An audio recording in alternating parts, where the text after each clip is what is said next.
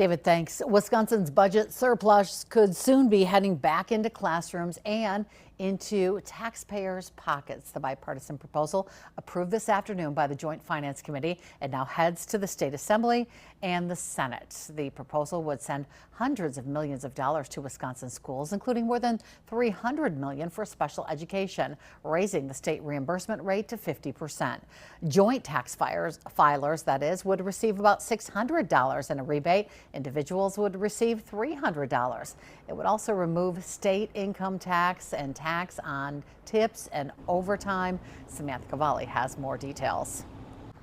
A major budget deal is moving ahead at the Capitol, and Governor Tony Evers is defending the compromise. If you're against putting money into public schools, you're going to have a hard time being governor of the state of Wisconsin or becoming governor of the state of Wisconsin. During a visit to the Seymour School District Tuesday, Evers defending the bipartisan plan, saying the school funding portion is too important to pass up. Now, this isn't going to change everything in schools, but I can tell you that this is a big step forward, and a big step forward is fine.